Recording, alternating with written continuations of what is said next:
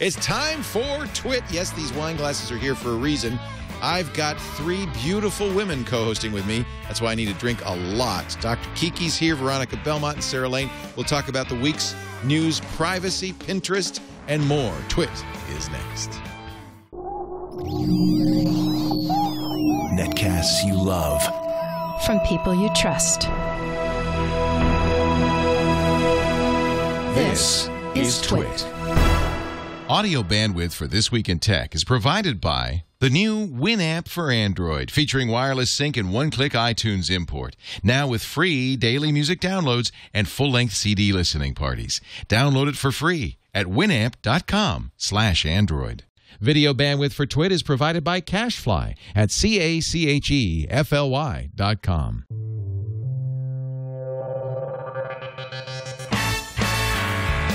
This is TWiT, This Week in Tech, episode 346, recorded March 25th, 2012. Veronica's Secret Baby. This Week in Tech is brought to you by Ford, featuring Curve Control to help protect against crashes on curves. Look for Curve Control, available in the 2013 Ford Taurus, and learn more at ford.com/Taurus. And by Squarespace.com, the fast and easy way to create a high-quality website or blog. For a free trial and 30% off your new account for 3 months, go to squarespace.com and use the offer code TWIT3. And by Audible.com. Sign up for the Platinum Plan and get 2 free books. Go to audible.com/TWIT2. And don't forget to follow Audible on Twitter. User ID Audible_com.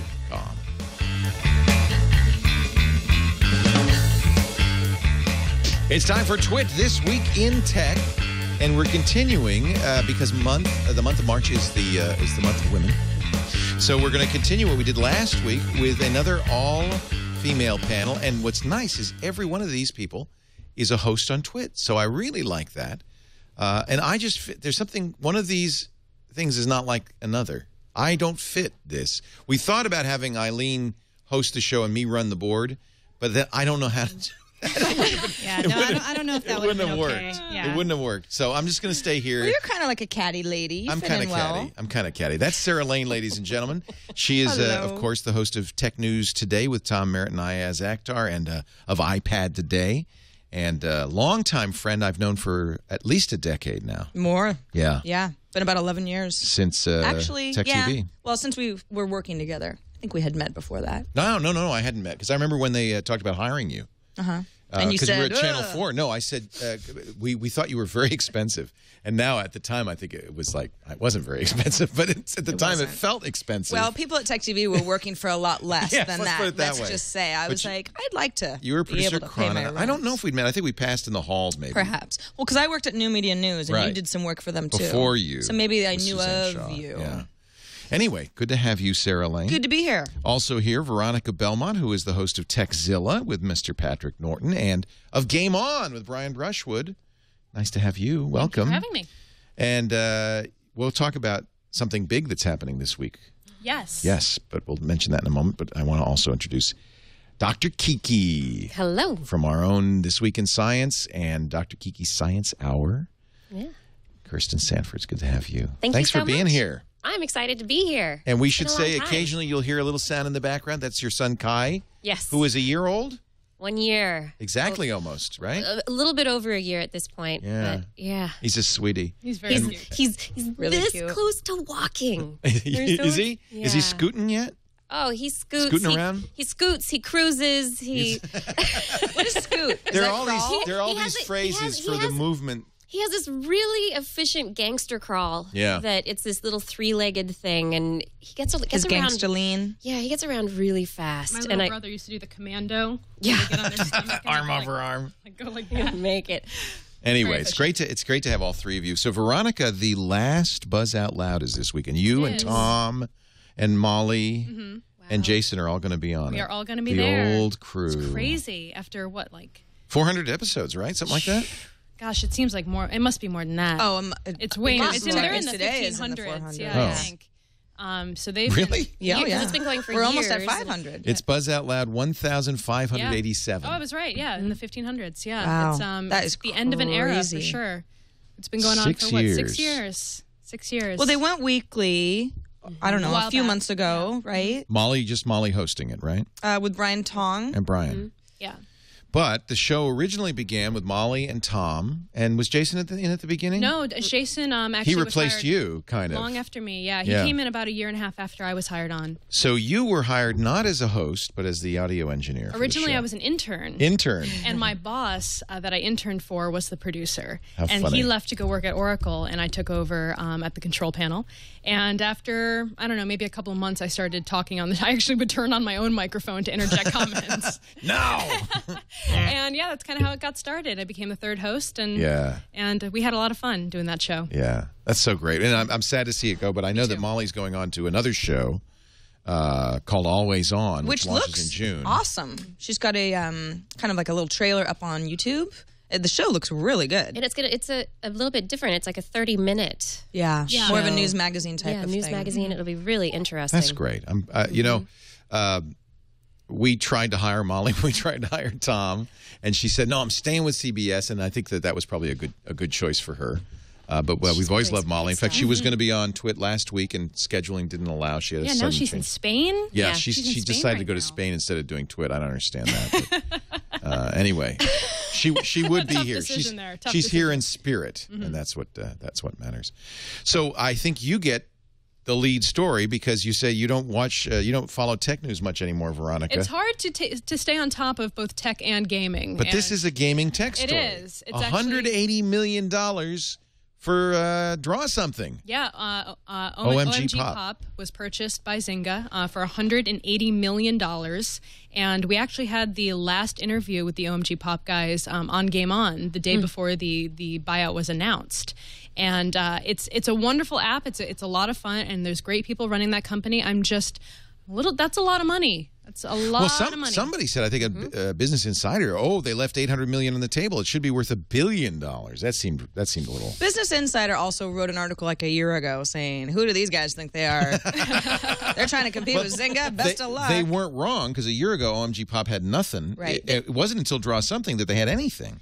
And exactly. I think they have 35 games or so under All their of them belt. kind and of this nothing. This has been obviously the breakout hit. It just shows you I how saw hard. some chart somewhere that it was that Draw Something was actually cutting into Zynga's. Well, they knocked game them out of plan, the top spot. Yeah. And so that's obviously very troubling for a company like Zynga, who they make a lot of different kinds of products. They make a lot of products that are very similar to products that already exist out there. So I think Tiny for them- Tower clones, Right. for example. So for them to take on something that's pretty original in the space, I think Is it, though? It's just Pictionary. It is, but It's not original at it's not all. an original idea, but I think it's. I mean, please correct me if I'm wrong because I don't play a ton of iOS games, and I know can't you spend a stop lot of playing. time looking at that. Yeah, but we have an it's issue. the first one that's really broken out, I think, in that kind of space that's kind of captured people's hearts and minds. Well, I think that in that kind of way. we've talked about it on TNT. Like, why are people so obsessed with this game? Pass me my iPad and I'll show people for those who haven't who haven't seen played it. Draw Something. But I Yeah. think it's the perfect game for people who aren't gamers. I It's play it with. simple, It's exactly yeah. what it is. You don't need to have really any skill at all or feel like you are some sort of savvy game person. And maybe because it is like mindless Pictionary, fun. maybe because it's something that is familiar, people are drawn to it much more. And it's really fun. It's I have really like fun. 20 games going on and right you now. don't need to be a great artist. No, I take it very seriously. I'm not a very good artist, but I get very I frustrated. have when seen your can't get my- Tupac illustration. It was good. So let's let Dan Hendricks, who is our chat moderator, I'm drawing the word model. So let's see. So this is part of why I do it's a great successful. Tyra Banks as well, by the way. This is why it's very successful Like to see because that. you get to watch as he tries to figure out what the hell it is. And sometimes I can't help laughing because I'm so bad. I'm such a terrible artist. Well, the thing that I find really interesting is that a this lot could of be a people, cello or a person. Brian It's ours. Rushwood, for example, he uses it to animate things. So he will use He the fact animates that you things? can watch it in real time, watch the drawing happen, to use it that's to clever. animate To scenes. animate scenes. Oh, that's And so it's like a Whoa. little mini movie of things happening. I'm like, wow, that's really novel. That's an clever. interesting way of using it. I did have to illustrate the word apologize or sorry, and I did a 4-panel comic strip. There you go. And so that, yeah. This is the worst drawing of a model. It's either a model or a teapot. But I mean, model you look, doing, you I'm look a at little this teapot. game and it's like, sure, it's fun, but would be really, really easy for Zynga to just have copied it. What is Yeah. this, polka dots? Yeah, what is going on here?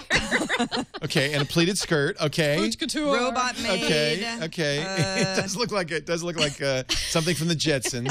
Is she supposed to be like an actual model or like a mannequin? I can't tell. I can't draw. Leo, this is horrible. Okay, you can would see, never folks, guess why. Points model for from using this. a variety of colors. Well, wait a minute. Now, give me a I break. have to say, I got really frustrated Oh, is because it lighting? I was playing around with Tom Merritt, and he drew something so incomprehensible that every time I go back to it, I can't figure out what it is. I just close the app and start over and play someone else's So you've game. never finished he's that like, game. why won't you play my game? And I'm like, because I am not can't going figure out what it I've is. never I don't once know hit what that pass. I'm not going to now. This is I'm another gonna very keep coming embarrassing back thing. to it. She knows its model, or he knows its model, but he won't wants put to the see. L in. He wants to see. He says, Oh, look at that. The That's camera good. and the think lights. that's a giveaway. that's good. That But gives why it away. does she have the measles? So, okay, I'm going to make some polka dot hypotheses. tunic Some and- hypotheses. First of all, that's one of the reasons it's successful, because of this animation and this kind of there's a little bit of a fun that's added just by watching somebody. Yeah. And the other thing is, because now there are some platforms like the Galaxy Note where you can use a stylus, but basically you're doing this with a big fat finger. No one is a good artist. not good. No one is a good artist. Even good artists aren't good Scott artists. Johnson is a very good draw something player. He would said like he'd to play play me. with Is he him. good? Professional very, artist. very good. Yeah. But that's the fun of it too, is that part of the fun is being like, that was the worst drawing I've ever seen, Leo, of a model type Exactly. thing, because we're working together. It's not like a competition. In fact, I've actually had people on the next word write, "That was the worst thing I've ever done," and then erase it, and then start. I've done that. That's yeah, I've done that. you communicate because you great. can draw. Or if it takes me a really long time, I'll say, "What the heck was that? What are you thinking? That was terrible." Exactly. Yeah. The other thing that I think they did right is the Merv Griffin thing. You know, Merv Griffin is famous for Wheel of Fortune because he had this brilliant insight that would be a fun game to watch if we designed the game in such a way that the actual players had an incentive not to solve the puzzle. The longer they go, the more they make. But the people at home quickly can solve the puzzle. So it makes the morons watching Wheel of Fortune feel smarter than the people playing it, right? Right. And that's why it's successful, because you go, it's waste not, want not, waste not. And they're W, I'd like to buy. I'd It's like to buy waste an not. N. Why are you buying a vowel? And so you feel good about yourself watching that show.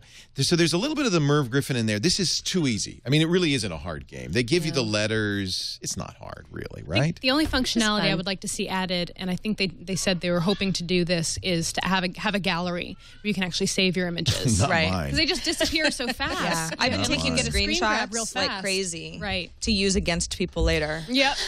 because there's no other way to save If them. you do a search for draw something images, you'll actually So see some good. pretty good images. Can I show you Tony Wang? Tony Wang gave me this one. That's Mariah Ooh. Carey.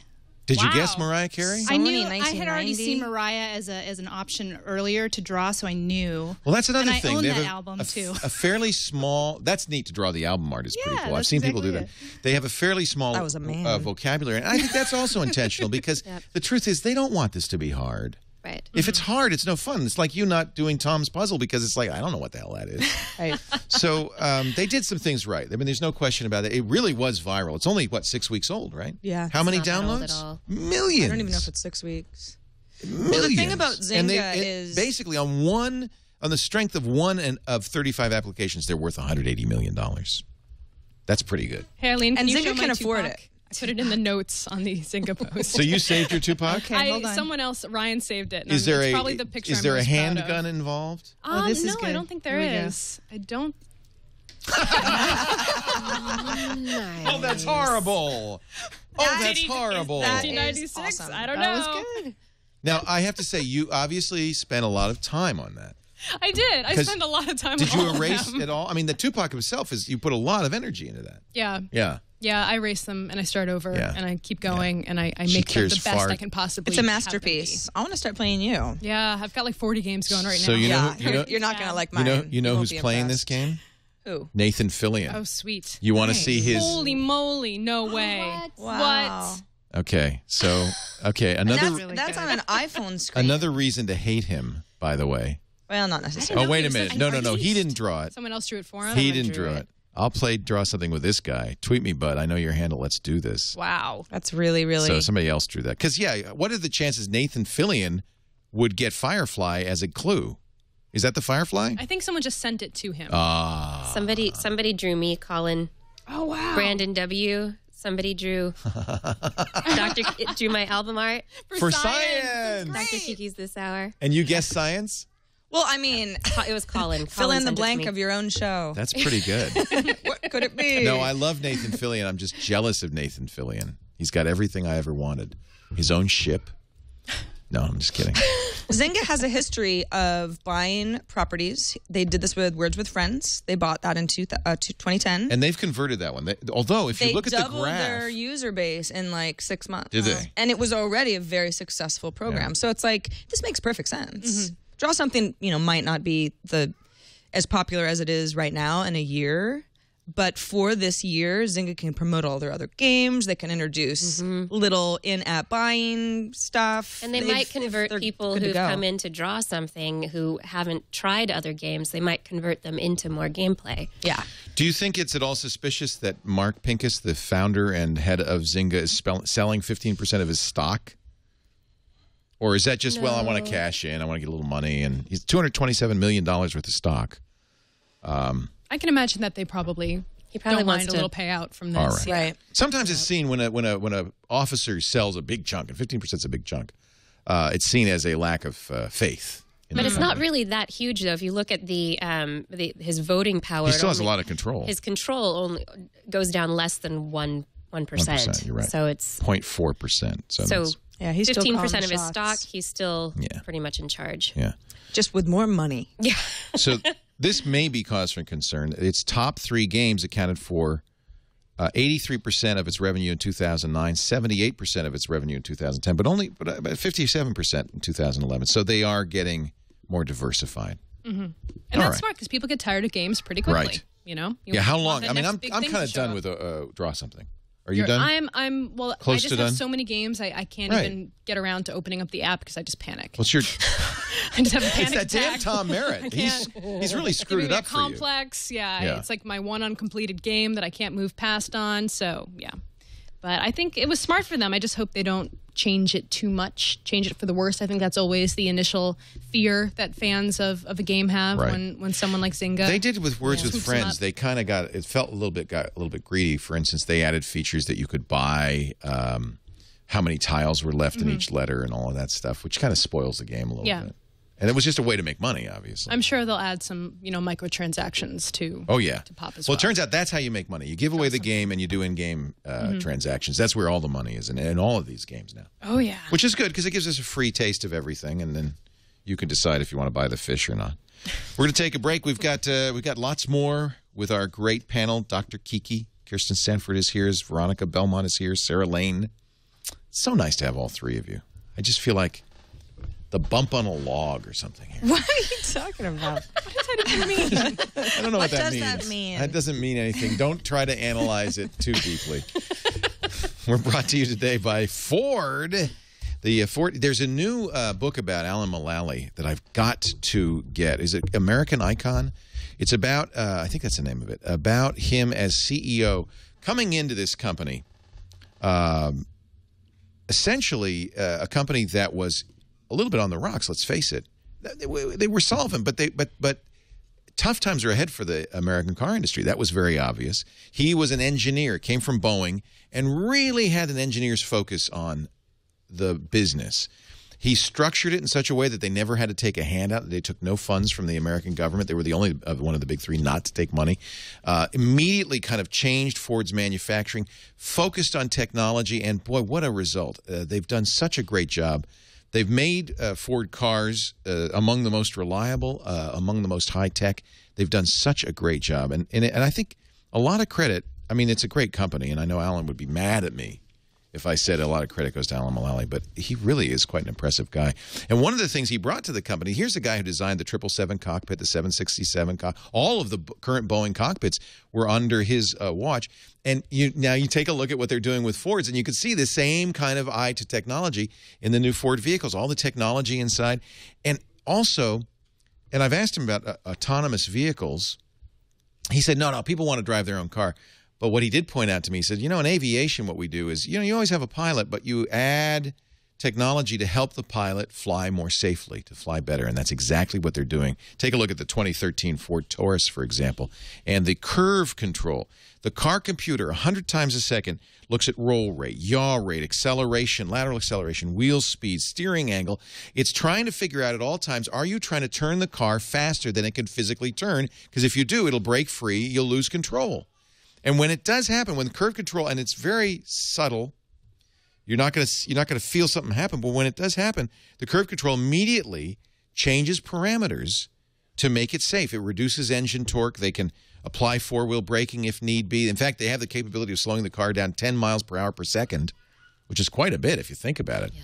That means from 0 to 70 in 7 seconds. That's a big difference, or 70 to 0, I should say.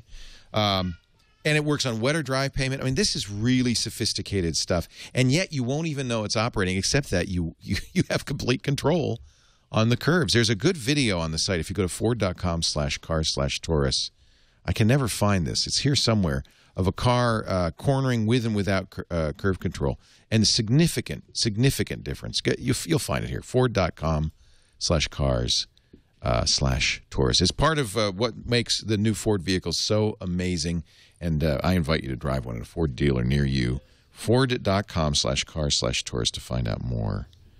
I want to find where. Do you know where that video is? Because we played it once, didn't we? Yeah, I've seen it. Yeah. Oh well. But that was Chad playing it. Chad knows where to find everything on here. Find everything. Yeah. I drove Is there a Chad Eileen rivalry? Oh, of some kind? Not at all. His hair is a lot. Like, no. She's like, His hair is a lot redder. Thank you, Ford. Better than me. Thank you for your support. Speaking of buybacks, Apple made some big decisions, big announcements this week. I love Kai. What's Kai doing? He's having fun. He's having fun. He's laughing. He's going to be. I think he's going to be on. He's going to be on Game On tonight. He's going to be on the LAN party. Oh, he is? Yeah, I think so. Okay. Yeah. Good. We're getting him started young. What are you playing in the LAN party playing some today? Team Fortress 2. Oh, yeah, he's great at that, I think. He's a pyro, I can tell. Really? I thought more like a sniper, a camper. A sniper? He's an assassin. Yeah, he likes to camp and snipe. He's an assassin. He wants to make a little appearance. Sneaky. Sneaky assassin child. There you go. He's the Stewie Griffin of TWiT, actually. I'm so glad I didn't wear the same hat. I know. So embarrassing. I know. You know. That one there. Keep going. Keep going. Keep going. Keep going. Keep coming in. Keep going. There it is. Babies Sneaky in assassin, baby. space. Oh, you're never getting rid of him. You're never getting rid of him. Hi. Oh, is he sweet? Hi. So he really is the TWiT baby because we watch. Dividends for the He does baby. say hi. Yeah. Hi. Hi. Hi. No, he's like, I'm Where's not gonna Ozzy? say Where's hi my anymore. baby? I know. I forgot the dog just for you. So Apple had a analyst call last week. I loved how they announced. They announced it. We had it on. In fact, it was Ryan, I think, who announced it on Gadget, and we broke it on TWiT that because it happened Sunday, the following day, Monday. At 6 a.m. Yeah. 6 a.m., a little early for us, 9 a.m. East Coast time. They had a call and they said we got $100 billion in cash, and we are going to do a dividend. I think everybody thought that's what. I mean, there was some speculation. I thought maybe they'd buy Sweden, which I thought would have been cool, but no. Isn't it like Greenland or Iceland? Is it for sale? Yeah. Because Iceland, they're in debt. Iceland's in deep trouble. Iceland's in trouble. Yeah. Maybe they'd be cheap right now. Exactly. Yeah. They're going to both do a dividend, a $2.65 per share dividend. That's about a yield of about 1.8%. So it's not a huge amount of money. Intel 3%, Microsoft 2.5%, Texas Instruments 2.1%. So Apple, which has never wanted to do a dividend, is still being kind of But this is good for people who own stock, right? Well, yeah, and but it's sort of like a savings account, right? I mean, it's there's kind of some interest coming back to, Apple but not doesn't much. have to talk anybody into buying their stock. That's the real point It's here. that none of us can afford it now. Really. Yeah, it costs more to buy a That's the only share than reason it I'm does not to buy an doing iPad. So I bought the iPad. So the take-home message for most people who don't have Apple stock is that it's not affecting you at all. No. Nothing to see here. story. Move along. They are going to do a stock buyback, which, again, another thing that doesn't really usually is done by a company that wants to say, we have confidence. Yeah, Apple doesn't need to say that. I think everybody knows Apple's going to do just fine. Yeah, but it's the kind of thing where if you've been, for years and years and years, just like cutting the stock portions and making them smaller and smaller and smaller so that you can get more stock out there. Your market ends up a little bit diluted, and if they can make it less diluted, rein some of it back in, it's just going to that's the issue. Help it out a little. That's the issue. So they're giving all these options to new employees and things like that. It is tempting to say, oh, Apple could buy, the record industry or something. But, if you think about the history of big tech acquisitions, AOL, Time Warner buying AOL or HP buying Compaq, they've all been terrible. They've all been bad for the company. They've no good result. You have to think Apple's probably showing some good sense in not trying to buy something and just giving a little back, keeping a little in the bank. Wasn't the dividend announcement the same day, later in the day, when they announced that they had sold 3 million iPads in as many days? Yeah, they kind of almost had to. It was like it was a 2 announcement day type thing. Yeah, exactly. Later that day, they said 3 million iPads in the first weekend. By the way. Yeah, by the way. in the lead a little bit. Yeah, I would say. Kind of awesome. I'd say. We're kind of doing okay. We're really a great company. A lot of attention on the overheating. We talked about it on iPad today, and we kind of poo-pooed it. Consumer Reports. It's just not an issue. Yeah. Unless it's. I'm not saying that there aren't isolated incidents where people are holding uncomfortably hot iPads. Leo and I can't replicate the problem. I can't make mine hot. No. Apparently, it's about 10 degrees warmer than the iPad 2, right in that corner where the A5 chip is. But not, in fact, this is where I think it's, a lot of times I'm now seeing headlines. It's like these companies, even Consumer Reports, the staid Consumer Reports, is hiring somebody to write attention-grabbing headlines that will drive new traffic. iPad 116 degrees, and people go, "Oh my gosh, that sounds hot." But that's how long. They don't say how long it was at 116 degrees. They don't say exactly what. You had to have it plugged in and playing Infinity Blade for 45 minutes. You don't mean Jackie's title, right? Because that's not no, very... no. I mean Consumer Reports. Okay, they had a Consumer Reports said 116 degrees. Which I think there was even like an exclamation point. You go, maybe you should leave it out by hot. the pool, like in the direct sunshine, and start using it immediately after. But so I don't want to be an Apple apologist by any means. If it's too hot, it's too hot. But I don't think it is too hot. The situation is, though, I mean, I think with their products, they're trying to pack as much stuff as they can into a very small space. And if you ever open anything like an iPad or an iPhone up, you just see everything just packed in. And you put a bigger processor or a faster processor in that same small space or even a smaller amount of space with your design. It's physics. The heat has to dissipate somewhere, and it has to get out somehow. And so, yeah, you're probably going to have a slightly hotter machine than the previous version. And it is a little warmer than the iPad 2. I have noticed. You have noticed it? Yeah, I've noticed warmth, not even heat, but certainly if the two are next to each other, iPad 2 really never got warm at all. This gets a little bit warm, but again, not even uncomfortable. I just wonder from a health perspective, like laptops, the batteries get and the processor get very hot, and there is maybe actually not leave it on your lap. Maybe not leave it on your lap. There is actually a physiological response. It's bad for where your sperm count. Bad for your sperm count. Is that where you were going? That was not where I was going, but it could be bad for your sperm count. Maybe that's something I'm more concerned about than others. But I think your laptop's going to run hotter. I was going to talk about discoloration of your skin because that's the not heating. Good either. And it happens more often in women than it does in men. But people who spend a lot of time with their laptop burn? Yes. Your skin is basically Tom Merritt cooked. had this once. No. He told me about it. He said he didn't, he's like, am I eating something I'm allergic to or whatever? You like the tops of my legs. And they couldn't figure it out. And finally it was like, the doctor's like, I've never really checked what it before. is. Huh. I can confirm that that's true. I can confirm that. Eileen knows more about the story than me, obviously. We thought he had a problem, but laptop. Does it look like a rash? Is it red or what? Yeah, it's red. It looks like a rash. It's like a rash. Yeah. Looks like a rash. Wow. Huh. So it's a real thing. It's a real thing. And so as we have these devices that we're coming in contact with our bodies, your laptops you hold on your lap, iPad, you don't really do that so much. But, there could potentially be some kind of heat-related reaction. Scotland calling in our chat room says, we call that Granny Rash. And my Granny Rash. granny used to get that sitting next to the fire. So it actually is a true thing. They've known about it in Scotland for a long time. Finally, an accent you really have command of. Or it could You have a good Scottish accent.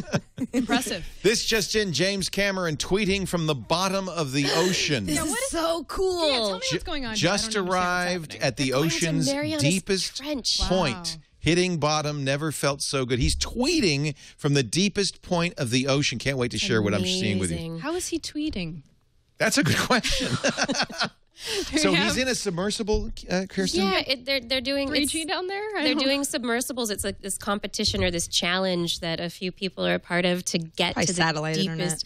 Yeah, to get to the deepest points in the ocean, because the ocean is still really one of the most unexplored places on the earth. We don't know so much of what's down there, and we go to space a lot more than we go into the oceans, and so it's this whole movement to try and explore and get to the deepest point. And it's kind of it's a rich man's game, of course, but it's going to push technology forward in developing these submersibles that can withstand the pressures that are down there. So he just literally did this half an hour ago. It's amazing. I love technology. That's This is very so cool. cool That that is we're very finding cool. out about it right now. Well, what's also interesting is it's solo. Yeah. He's not. He's He's on alone? his own. Yeah. He's a little Oh, that man just- in a tuna can at the I'm bottom of the claustrophobic bottom just of the thinking sea. about it. I know. He's- I would get like. So when you fly in a Yeah. jet, Like when you that fly in kind a of jet, thing. you typically fly 35,000 feet in the air, right? That's how deep he is. 35,756 feet, or 10,898 meters. And he's shooting all this, right? He's shooting it Yeah, in and he's shooting 3D, which is kind of a shame. Well, he had a 3D IMAX HD is movie a enough. few years ago. It was a documentary of some kind. Was it the Titanic? No, it was a real movie about the deep sea, and I was covering it for, I guess it was G4 or something, but had the chance to interview him, and I mean, he is obsessed with the ocean. It's kind of neat in a really because cool great. way. this guy is a he filmmaker. really wants to learn more about he it. doesn't need to risk his life and limb and spend, I'm sure, No. millions of dollars to do this.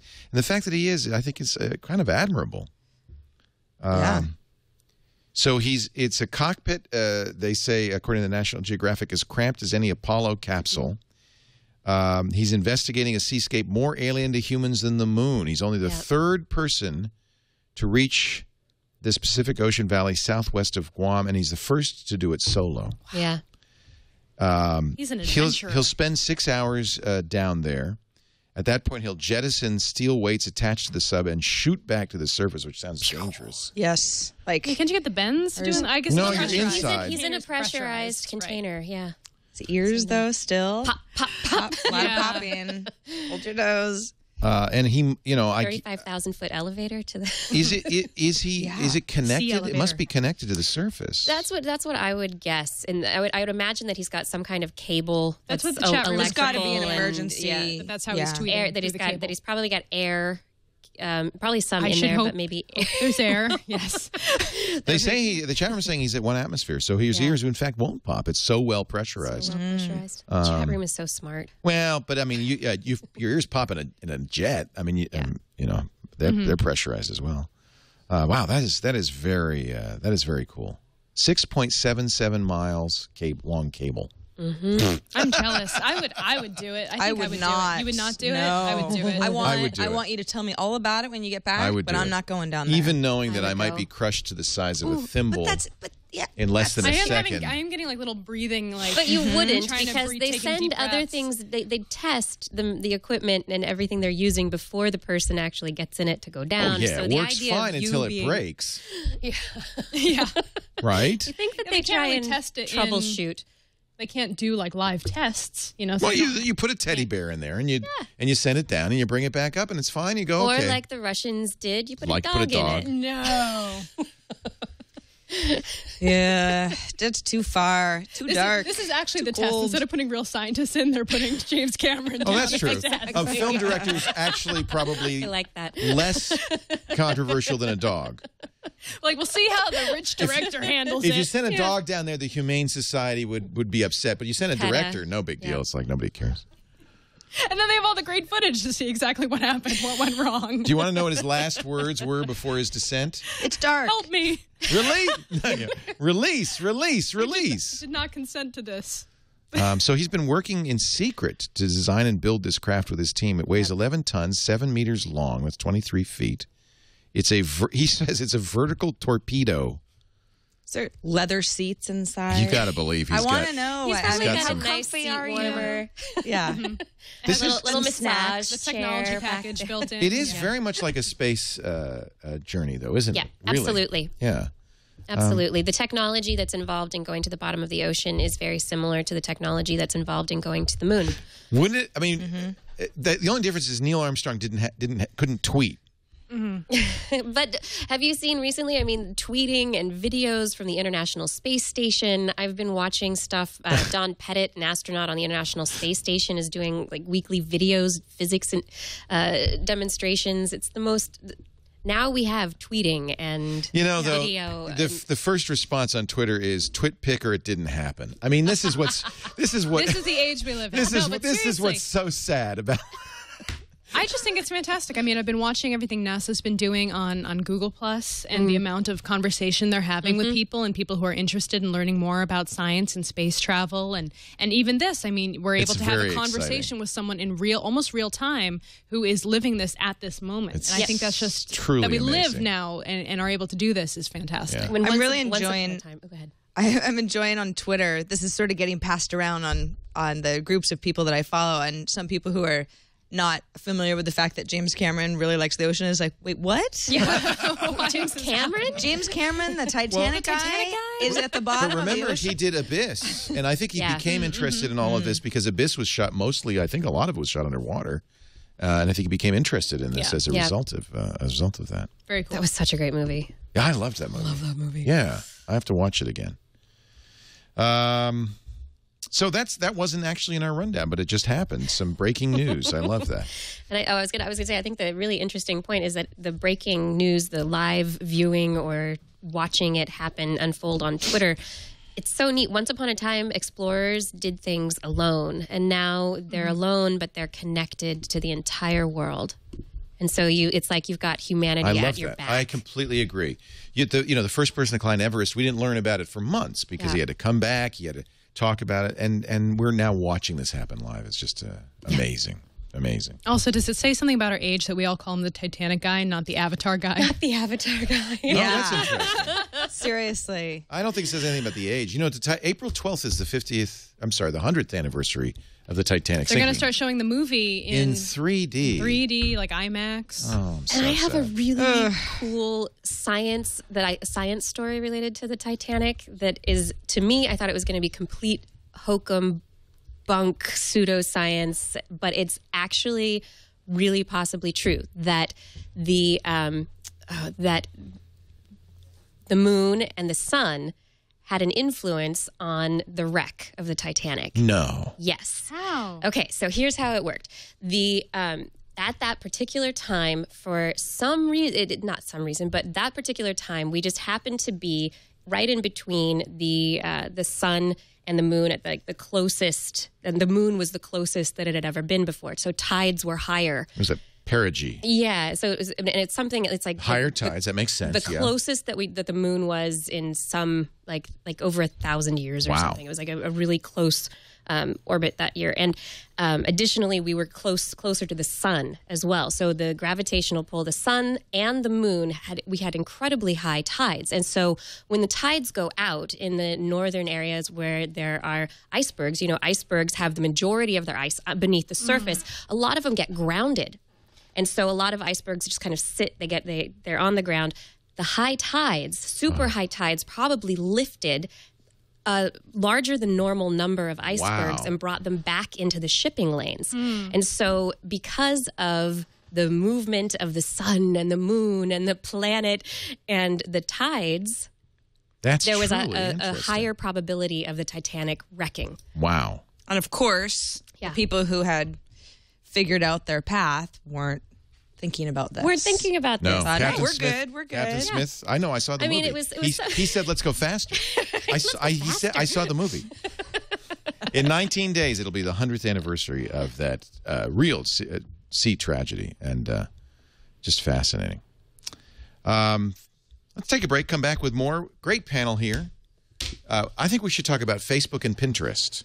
Okay. For the ladies. But first, I don't even pin anything. Do you not pin anything? Oh, I do. Pin. You're a pinner. I'm a pinner. Yeah, you're a pinner? No. I use it. I was never a I think scrapper. Veronica and I use it pin for more than research. anybody. You think so? I I don't pin. pin that much, but I do. Oh, maybe I'm the big pinner here. I love to pin. That's what we can call you from now on. Pinner? The big pinner. The big pinner. I like it. You know what a pin is? A pinner is. It's this very small joint. Nope. How would we know anything about that? I haven't heard that. I in a never really heard long that time. before. Maybe it's just my era. Squarespace.com. The secret behind exceptional websites. Everything you need to create an exceptional website waiting for you right now. If you go to squarespace.com. What I love about this, I think this is so great. Almost all our advertisers do this. Even Ford, for that matter, lets you test drive a car. They have such confidence in their product. They say, come on, just go to squarespace.com and click that try it free button. You don't need to give us a credit card or any identifying information, just a name, a password, an email address, just so we can let you know when the 2-week trial is over. That's it. And you get full access to everything Squarespace can do. In fact, they've really done some amazing new things. They've got 13 new template redesigns, 85 new style options, 2 brand new templates. So, you know, one of the nice things is the content is there. You press a button, you've got a new look to your site. Completely customizable. If you know CSS and JavaScript, the sky's the limit, but you don't have to. They also have the Google Web Font Library. That's 300 plus fonts, so you can make your site really look unique and beautiful. They have now these workshops. If you go to workshops, somebody was telling me this in the chat room earlier today, workshops.squarespace.com. I think this is a really good, I wish more companies would do this. Free workshops so you can learn how to create, not only just Squarespace, but how to create a better site. Search engine optimization. If you are a photographer or an artist, how to build a portfolio. Things like sophisticated stuff like the members and the audiences feature of Squarespace, which allows you to have different parts of a site for different teams or different audiences. This is just one of the ways Squarespace is unique. The best hosting ever. You cannot bring a Squarespace site down. And that's saying a lot because we've tried. You know, we can bring any site down. This TWiT army, if I mention a site, we did it today. Guy calls the radio show and wants to talk about his site, which was a great idea. We broke it instantly. And I said, dude, you better go to Squarespace. Squarespace.com. Here's the deal. If you decide this is for you, and I totally build this site, you know, get to know Squarespace. You get the hosting plus all the software for as little as $12 a month. But if you use our offer code TWiT3, you'll get 30% off your new account for 3 months. So there's an even bigger incentive to give Squarespace a try. Squarespace.com. Try it today. If you decide to buy, just write this down. TWiT3 is the offer code, and 30% off for 3 months. Really just a great site. Facebook says, thank you, Squarespace. Facebook says it may sue employers who demand, I think this is really interesting, applicants' passwords. So when you apply for a job, occasionally, often with government jobs or law enforcement jobs, they will say to you, I want to know everything about you, including you must give me your password to Facebook. How is that okay? Well, I know there's senators fighting to make it not okay. And Right, but it is legal at this point. But I It don't is even legal? understand how someone can of course it is. Because if you don't want to do it, you just say, I guess I don't want that I guess job. I don't have that job. Yeah. Well, and there's that aspect, but I thought in HR departments, there's that you don't ask you're not allowed to ask somebody what religion they are. You're not allowed to ask all sorts You of can't ask the personal age. questions. I can't. If I hire somebody, I can't ask them how old they are, but I can get their Facebook But if password. you were to find out their age doesn't make any through sense. other means, and it can't be proven that that's why they didn't get the job, that's the issue, But right? you can Google, you can search for somebody on Google, or search for them on Facebook, if they haven't blocked or set their restrictions. and I'm sure that properly. happens every single time you apply you for a job. you see people who don't know how to use How the is stuff. this different from asking for their email password? Right. or That any actually other kind was of happening password? in Montana until about a year ago. That is insane. for government crazy. employees. They wanted the job, and in this market, people Right. need jobs, and so they might be less likely to say no. unreasonable. I'm not doing this. And at that point, what are they even looking for? Are they looking for drug wrongdoing, evidence of drug or use? alcohol abuse? Any crime. That is such baloney. Naked pictures? I don't know.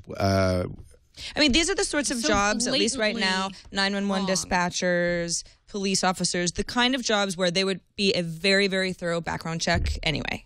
That's something that historically has would always save happened time in the for background these check, jobs. right? You know, I mean, it's all That there. said, background checks don't include like, here are the keys to my house, go rifle through my underwear drawer, which is that's what this feels like to me. It absolutely is. Senator Richard Blumenthal of Connecticut is drafting legislation that would outlaw the practice of employers asking for login credentials to social networking sites and email accounts. So that proves, yes, it is happening. But Facebook says, and this is even more to the point, not only are you revealing your information, but because of your friends, you're revealing your friends' information when you do this. And this is where Facebook says, wait a minute, you don't have the right to hand over this information. Facebook and the privacy gatekeepers. It's very strange, yes. But they're even telling people, they're saying, don't hand over your passwords to employers if they ask you. Like, just say no, don't do this. Facebook says that it's technically against their terms of service. It is. Right. It To is, even share absolutely. your password Yeah, with anybody. And Facebook saying, listen, employers, think about this.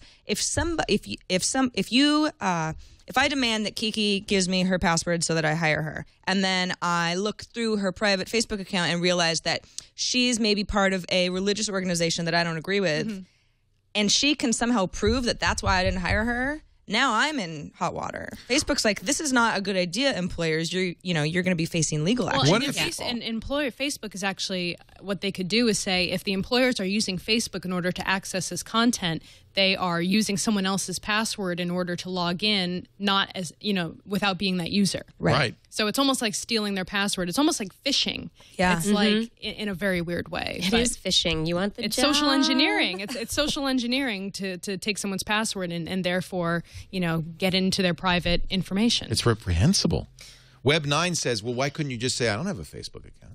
You could make a dummy one I and don't have a point them Twitter to the account. account that makes you look like Pollyanna, but that people shouldn't have to do that. That's actually my And advice. it probably won't work really well now that they're rolling out timelines. You Damn. can't do that because right. a fake Damn. account. Hey, wait a second. You've only been on Facebook for a week. This have doesn't no add up. history You're a here. social media expert. I think absolutely the biggest thing is what Sarah said, is that if they dug into someone's profile and decided not to hire them, there's no way knowing what in that profile caused them to not Right. Could be hire their So then age. There's a lot of discrimination. Right. They could say, And that would be well, discrimination. we just decided not to hire you. Oh, is it because I'm, a Mormon, or is it because I'm a Catholic? Is it because, I've written stuff about my Is my it because I'm political pregnant? beliefs? I'm not.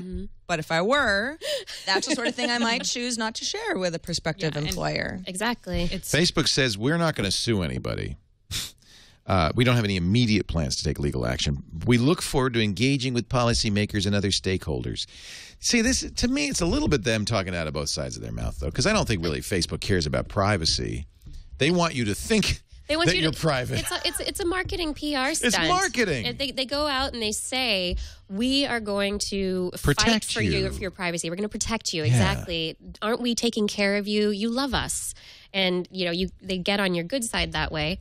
And then they can do whatever they want. I wonder how Have much to this is actually happening. Do the lawsuits. Is it happening a lot, or is this one of those things where somebody noticed, Sheryl Sandberg said, hey, we ought to make a big press release on this? Does it matter? I guess not. Two senators are asking the Attorney General to investigate employers. Chuck Schumer and Richard Blumenthal, previously mentioned, have asked that Eric Holder investigate these claims. They think it might violate the Stored Communications Act or the Computer Fraud and Abuse Act.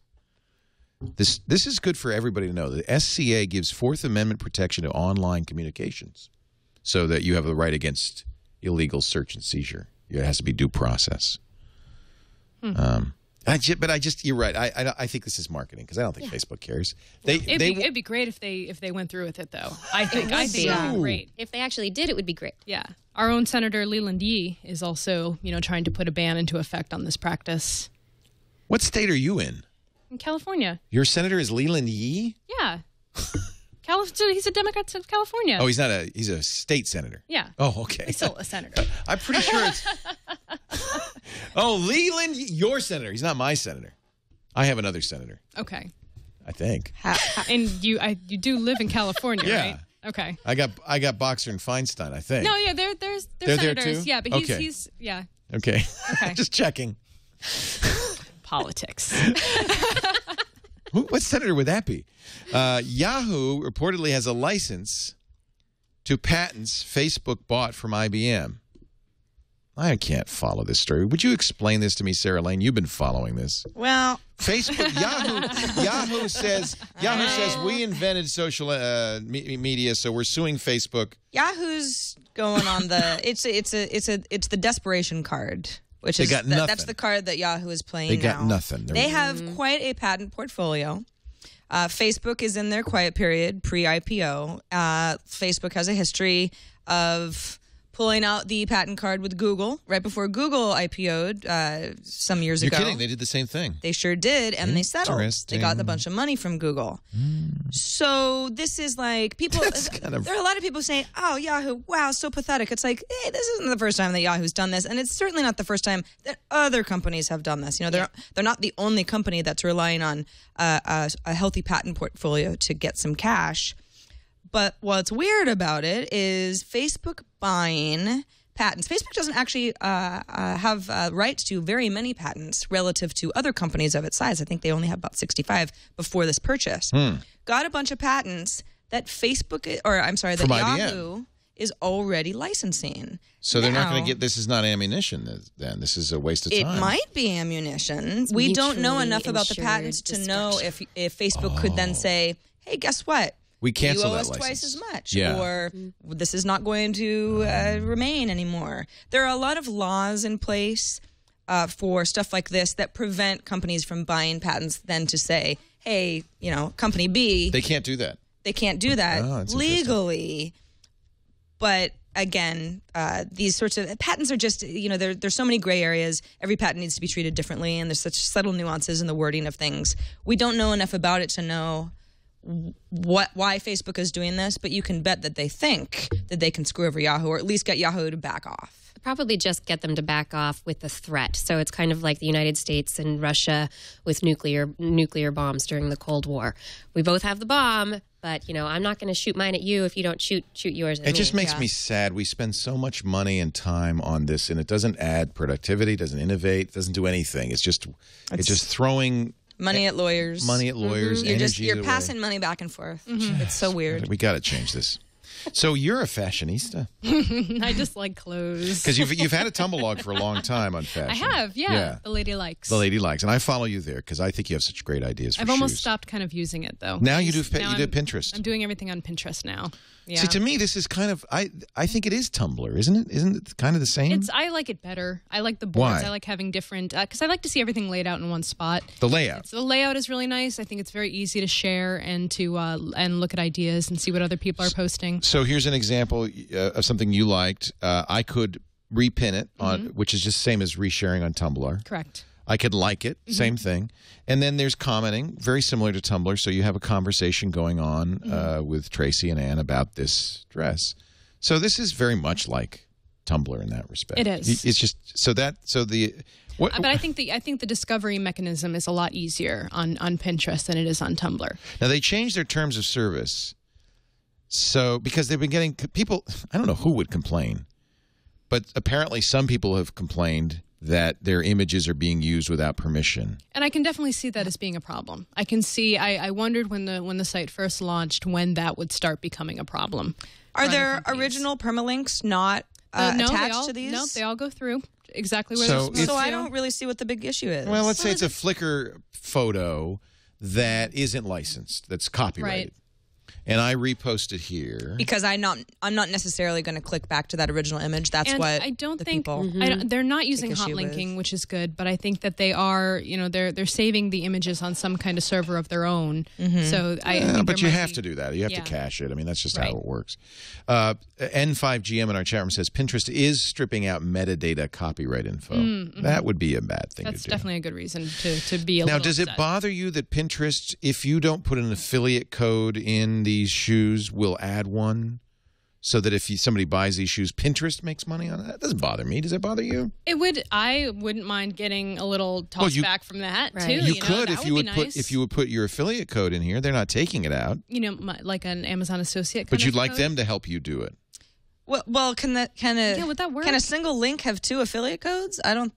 I think the Pinterest would override whatever I added in there. No, so what they do is they use a service that skims the links. If there isn't an affiliate code, it puts one in. Really? Well, then I would have to put it into my own kind of store in order for it to generate that affiliate code. If I'm just taking these images from the website that they originate from. If you're just using the repin if I were to add them, you'd have to do it yourself. Like if I had a store on, like if I used the Sword and Laser store and I was pinning things from there, then my Amazon affiliate link would work potentially through Pinterest. But since all of these are coming from other, third-party sites, I don't have any kind of control over how the link works. You don't get to edit the link at all. You don't really like these boots, do you? I bought them. They didn't fit. I love them. They were super cute. No, they're really cute. It's not a flattering Wedges are very comfortable, Leo. Yeah, and that kind of wedge. Really, it's like walking on rubber. I don't want to talk about anything, but these are not. They're like tires. They're like tire material. So you like because they're not attractive. You don't think they're attractive? Oh no, they are attractive. I had them. Let's see your shoes. There's no accounting for taste. Don't look at my shoes. No accounting for your shoes. No. I'm a boy. I don't have to have good shoes.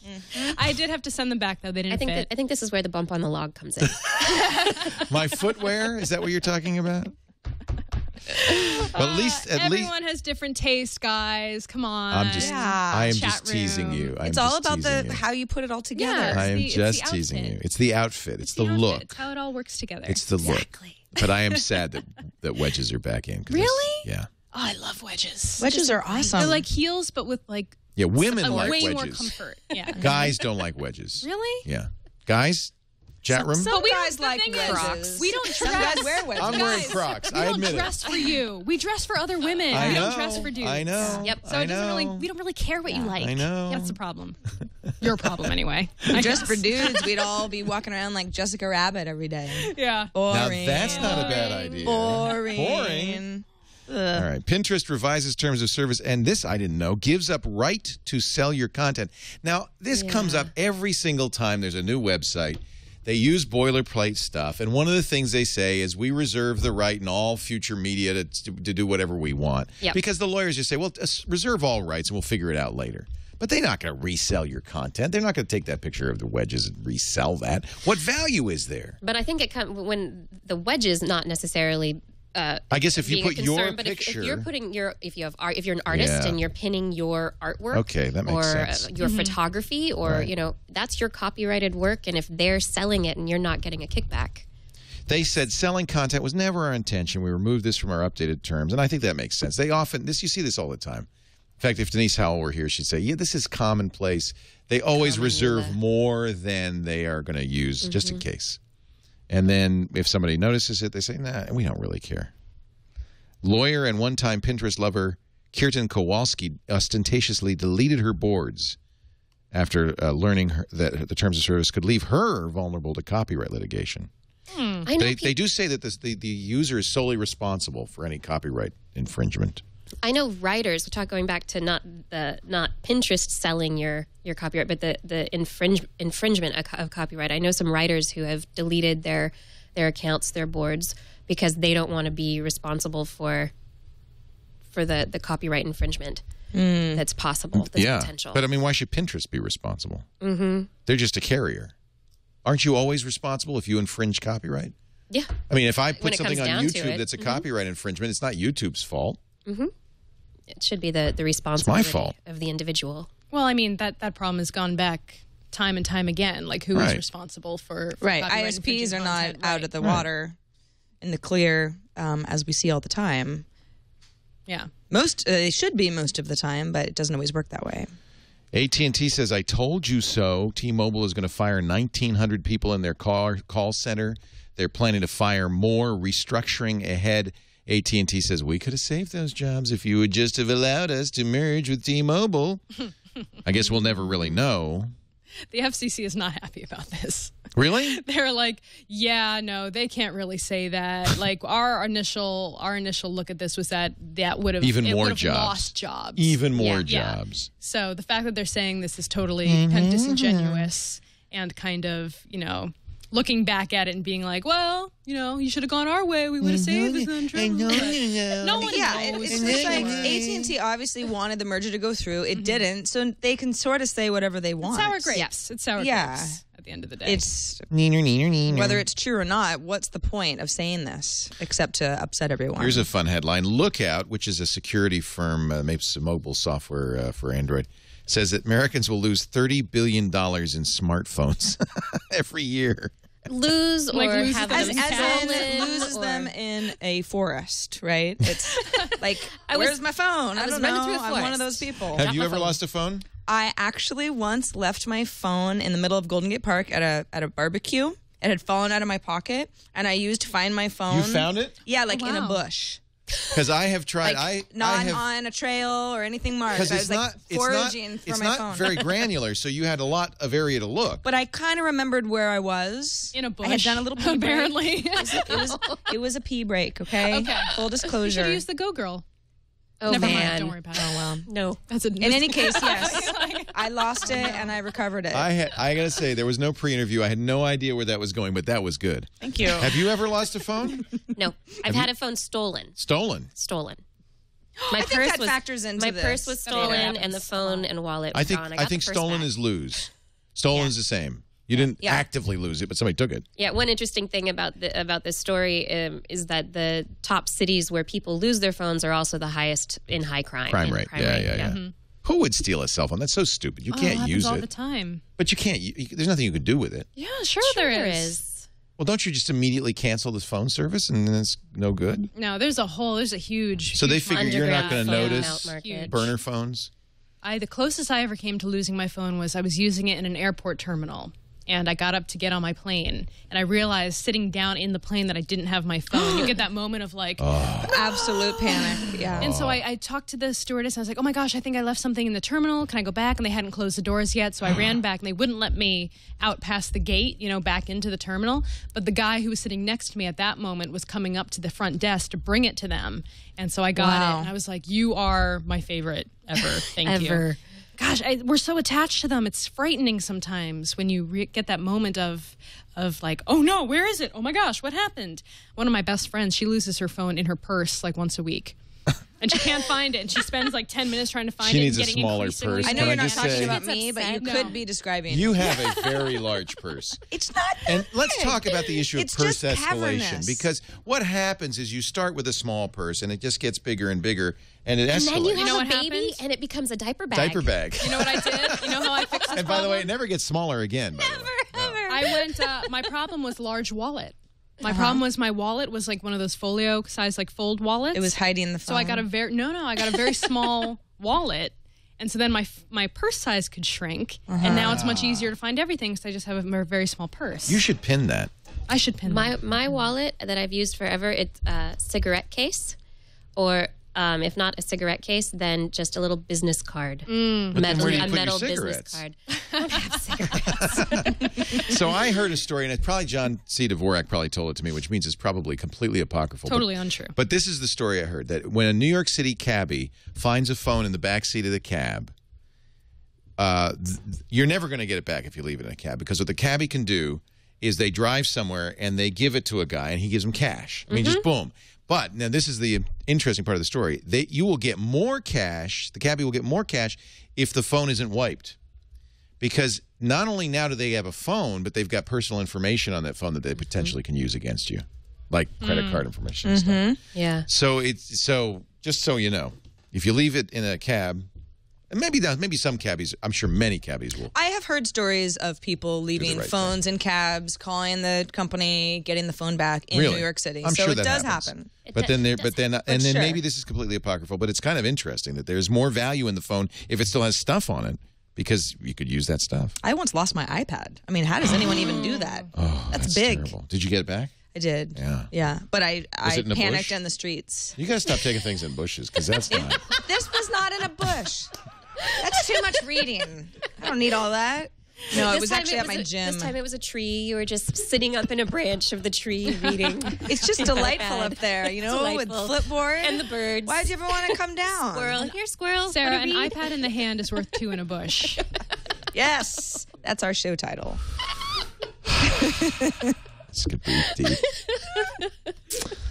This is fascinating to me. This is fascinating to me. And I've been saying this for a long time, that physical media is dead. And I've been laughed at. I've been mocked. But for the first time ever this year, consumers will watch more movies online than on DVDs.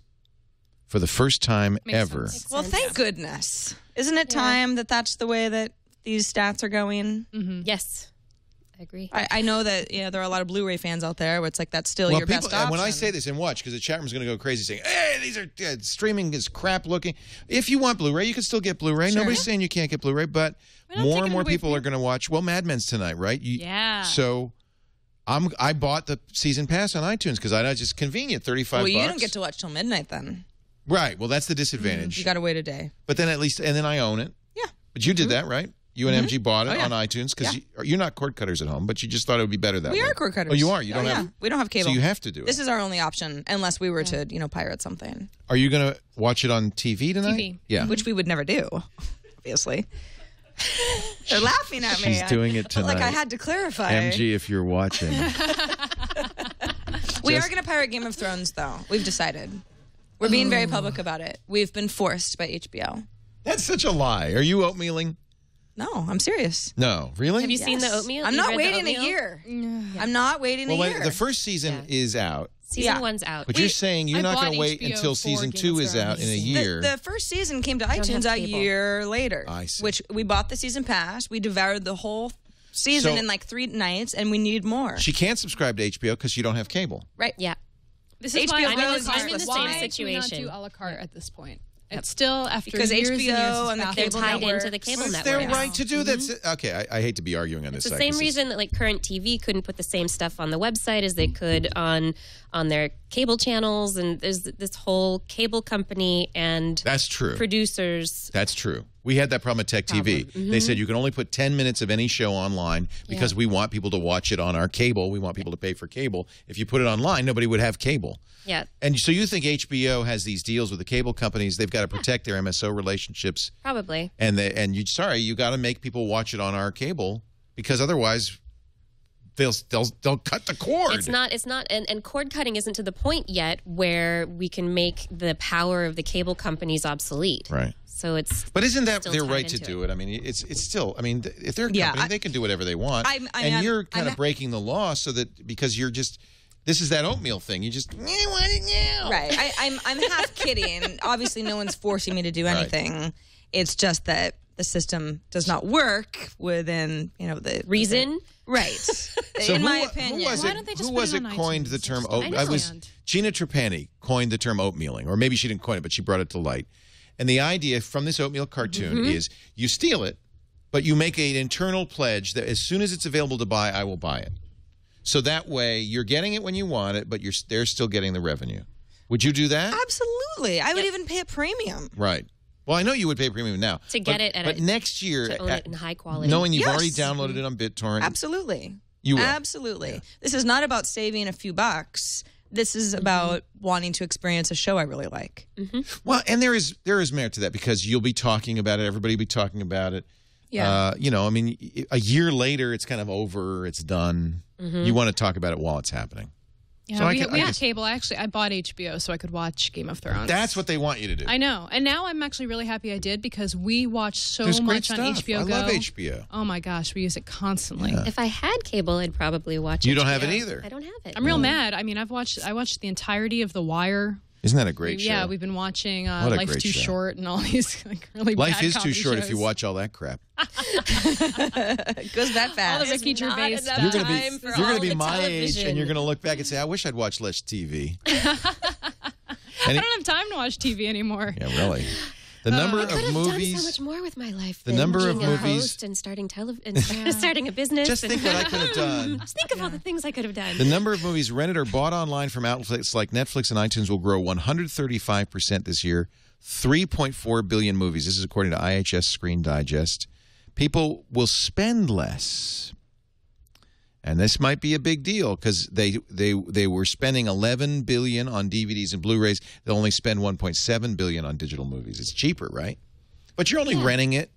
You know, I think there is actually a lot of wasted money because people buy a DVD and then never watch it again. Or they buy a Blu-ray and they never watch it again. I mean, how many times can you watch a movie over and over?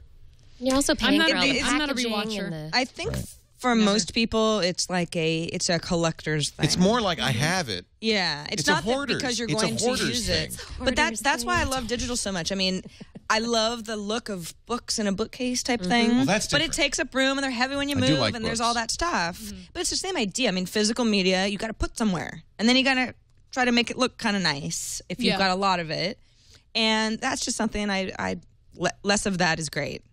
I love digital. Just so everybody knows, because the movie industry is going to bitch in a moment about this loss of revenue. It's not from piracy. It's from legitimate legal streaming.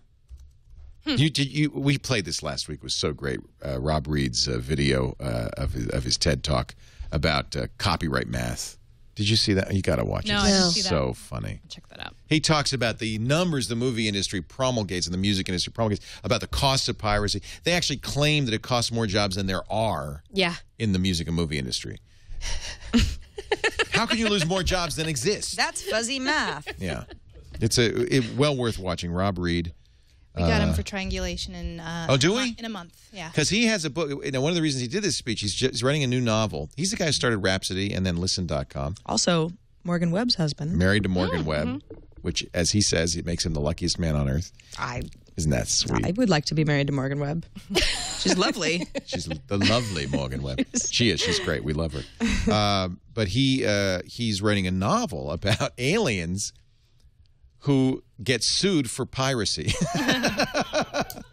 I don't know where it goes from there, but I can't wait, and we'll talk to him. His book comes out in July, but we're going to talk to him next month on triangulation. That's fantastic. Ex-Googlers are raising money to stop Google from tracking you. If you ever wanted an admission that Google must be tracking you, it would be this.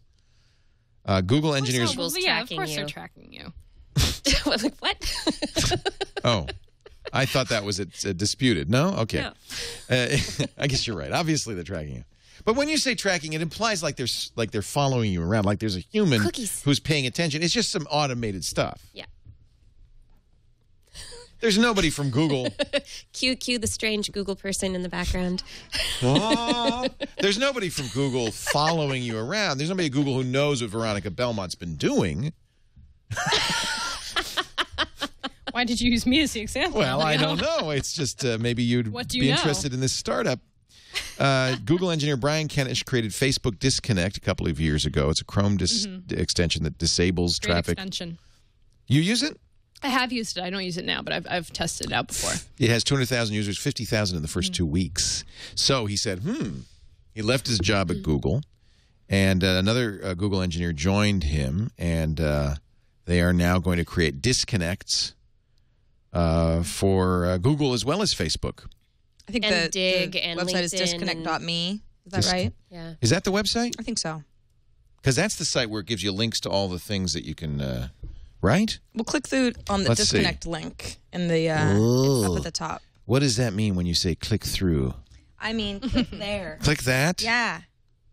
Well, it's interesting because, I mean, people get real worked Sticky to up. the same article again. People get upset about data tracking and people collecting information and the use of that information. And a lot of times, I think there's a lot of, FUD about the whole idea. I agree with you. I agree with you. It gets a little bit too People intense sometimes. People take it personally like there's somebody actually tracking you. Yeah. I think the word track is a bad choice. There's legitimate reasons to have information, and there's reasons that are probably that go beyond the comfort zone of privacy. Right. And knowing what those are and being informed about good uses of privacy versus bad uses of information is important. And we don't always know, and it takes sometimes having some rude awakenings to realize when that data is being used in ways that you may not want it to. But what would be a way that you wouldn't want it to be used? You wouldn't want ads that are targeted to you that you might feel are more manipulative because what are you, Google a little knows, baby that you have to be protected from a manipulative ad? Okay, well, for example, these patents. I'm just telling you the argument that some there's people a story, have. Yeah, about there's a story this. on your own lineup about Google filing patents to use background noise in phone calls over Google Voice in order to target ads towards people which who are I making don't these even, calls. Which It's I don't future even technology. understand. They have Google Maps, and so all you and geo positioning, and so you know where somebody is. You have Google Maps. What's wrong There's a with weather that? layer, and suddenly you know that it's raining. So and what's you don't wrong with need that? Background noise. Well, that's what I mean. Sometimes Silly. there's good reasons, and sometimes there's reasons. Do you that know make what the people background noise uncomfortable. would be for? And there are actually services that do this. It listens to the television. Here's what show you're watching. Oh, they like Glee, and it offers you the Maybe Glee there's that. soundtrack. Well, here's something like Google Maps for But there's Street no, View. But no humans doing that. It's hear just kind of about this- automated. Is that bad? For Does that Street feel View, intrusive? for example, if you feel uncomfortable having your image on Street View, you can ask to be taken down. Which is but, ridiculous. But you would feel You think totally so? comfortable having your image on Maybe on you're Google that Maps naked if guy you're- in you never France with a know. goat on his head. Well, don't walk around naked with a goat on your head. You didn't know there was going to be a Well, Google that- Street View Yeah, car. you- Somebody there might at that see you. moment, It's sticking in you on the public. internet forever. You have no kind of recourse for preventing that from happening in the first place. You have to proactively go after that. But you are in public. It's Protect completely yourself. legal to take a picture of a person in public, doing something in public. Yep. Even if it's what they're doing in public is still. embarrassing to them. It's completely legal. Yep.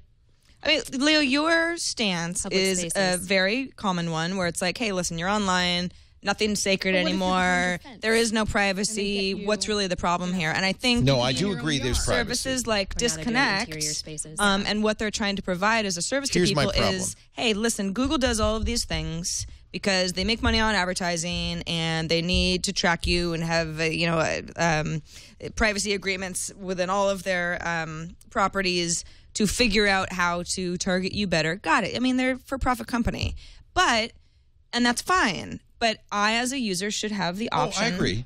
To throttle I agree. how much information I'm giving them. I'm not So disagreeing. third-party services like this. I'm not disagreeing. That's why they're so popular. But you should. I think, but there's this moral panic over it that is overshoot because you're assuming it's like some personal intrusion of, you can't. Right. If I'm in my yard with my baby, for example, which I do not have, if I was in a yard with someone else's baby, If you were in a yard with your baby, we'd want to see I cannot pictures. believe you have a baby. and the Google Street No View idea. cars comes around, see, now everyone would know about my secret baby. And maybe I'm uncomfortable with that. And you only have that in your private Facebook profile. So here's the Right. site, My secret disconnect.me. that I had to give to my employer. Disconnect makes Everybody knows. This is their tagline. Disconnect makes the web your business, not theirs.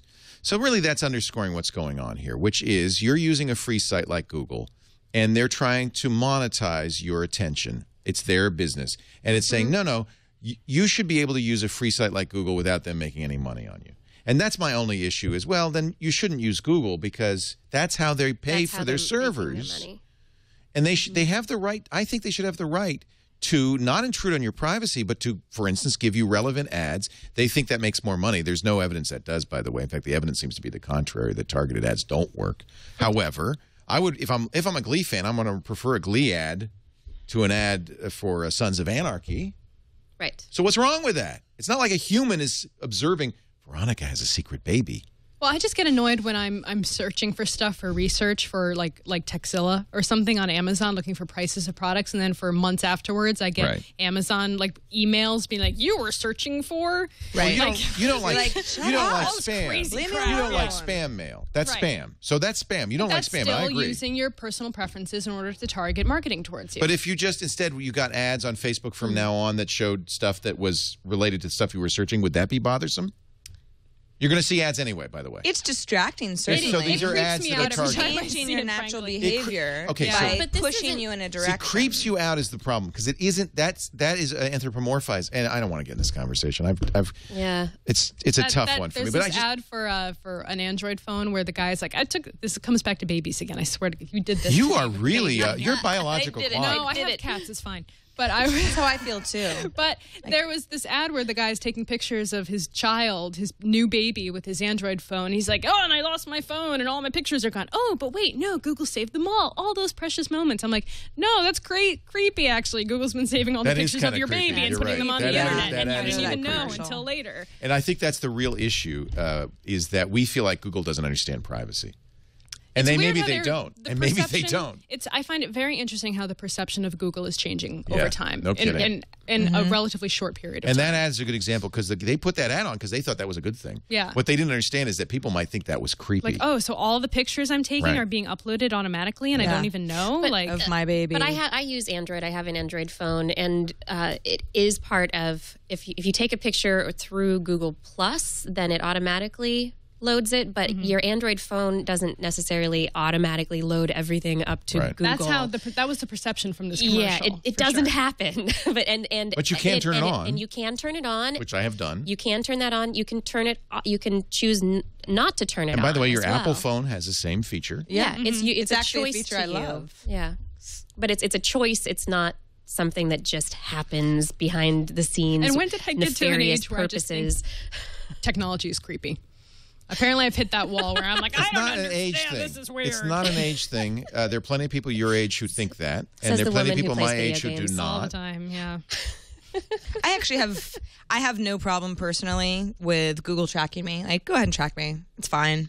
I have no issue with it. I don't even see ads online. And I understand that people get bent out of shape about ads, in Gmail. Nobody that sort of sees thing. ads online. That's the truth. But the That's thing the is problem. I know that it's effective because that's how a lot of companies are making the bulk of their money.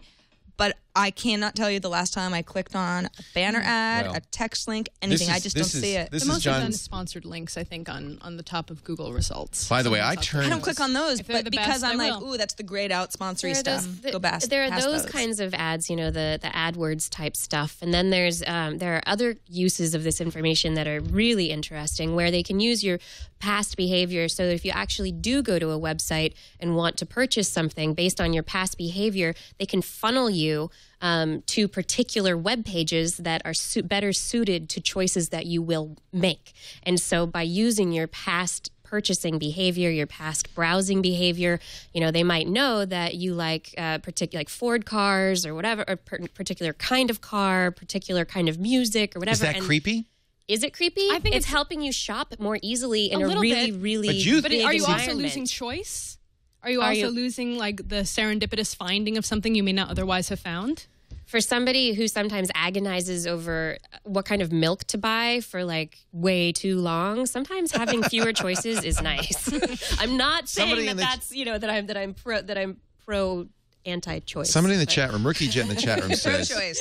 When Rookie, it comes to milk, I am pro-choice. here's the proposition. I think this is interesting. Rookie Jet says it's introverts versus extroverts. Some people don't like to share. Even if the data isn't intended to be shared, it's still tracked and logged. Give those people an option to use and pay for the service with a way other than personalized data, and data that's used for the service is encrypted. It doesn't have to be either or. They should be more accessible. Does that seem like a good solution? In other words, Google says, okay, you got two choices.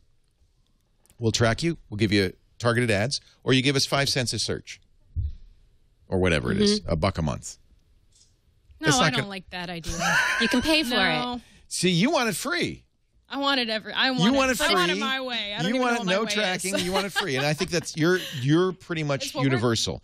People think that people will pay for stuff. See, Nobody the thing pays is, for anything. Maybe Nobody I'm more will pay. tinfoil hatty than I thought I was, because I started out this conversation saying that there's certain types of data information sharing that is important, helps build better product, makes better user experiences. But it seems like the more and more I talk about it, the more and more like irate about it I get. So maybe maybe my feelings are you an different from introvert? what actually. Do I look like an introvert, No. Leo? No.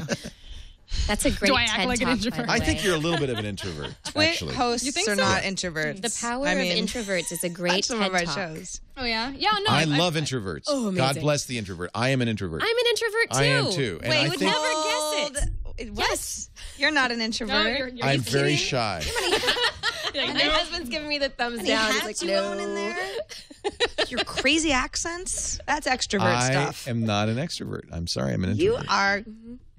are mistaken. I don't think I know you anymore. All right. I'm just telling you. I just am. You may not know it, but I'm very shy. Let's take a break, and we'll come back with more of me. Because I know that's really what you're here for. Let's talk about Audible.com. What do you say? Any of you listen to audiobooks? Loves it. Big I know time. you do. Yeah. Veronica's, you always are recommending, if you can, on Sword and Laser, an audiobook. Yeah, so right now we're about to start reading The Magicians by Lev Grossman, which is available on Audible, which I'm listening to currently, and I'm actually ahead for once on my Sword and Laser pick, so that's exciting. So yeah, we're launching Sword and Laser as a show next month. That's so exciting. Which is very exciting. Can I mention? Yeah, you can talk about it all you want Because now. next door, yeah, the set there's is a castle next door. It's coming together. Tom and Veronica built a castle with a dragon and everything. It's amazing. The dragon's going to It's even so talk. great. The dragon will talks? eventually talk at some point. Yeah, I mean, we're working that's on the that. best thing in the world. A So talking you guys, dragon. you two of you built it? Yeah, we didn't build. No, we With their own hired. little hands and hammers. I'm like, really? I wish I was that awesome. No, we had 4 hands built this dragon. We had a great company called Fonco Creative. They built the set, and they did an amazing job. And yeah, we're launching on April 13th, but that's beside the point. I'm hijacking your ad read. No. I want to actually, this is a great opportunity. This is Felicia Day's new channel on YouTube. Yes, Geek and Sundry. Geek and Sundry, and you're going to be part of that along with a lot of other great people. I'm so excited. Yeah, Will Wheaton's doing a tabletop show. You're actually sharing the time slot with Will. We are. Well, so every other Friday. So there's Felicia's show, The Flog, where she does crazy stuff. We're planning an episode together right now that I think is going to be really fun. That'll be fun. So she tries all sorts of wacky, crazy jobs. It's almost like dirty jobs, but less dirty, more just kind of fun and crazy. And then Will Wheaton's doing tabletop. I think this is such a good idea. There's Morgan right there, actually. I had this idea ages ago with poker. I wanted to have like geek poker, but this is even more fun. And there's Grant. Yeah, he's got some great people on there.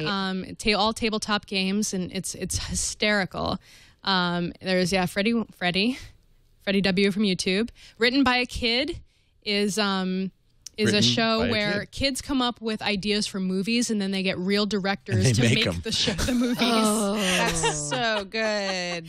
So they make shorts. I'm pretty sure they're not feature length, obviously, but they are. There's Sword and Laser. Ooh, it's so exciting. The trailer doesn't do the set justice. It was a little bit You can't dark. see Dark. it. Yeah. It's that was before we got all the lights in and all. It's not a the set. sparkly, It's a twinkly real things. castle. Yeah, it's kind of like the Cantina, but a little more from Star Wars. It's very confusing because it's both sword and laser. It is both sword and laser. It's like a pub. And then Dark Horse has a show as well, where they're doing all sorts of great animated stuff. That's great. And all sorts of new and old stories, I think, as well.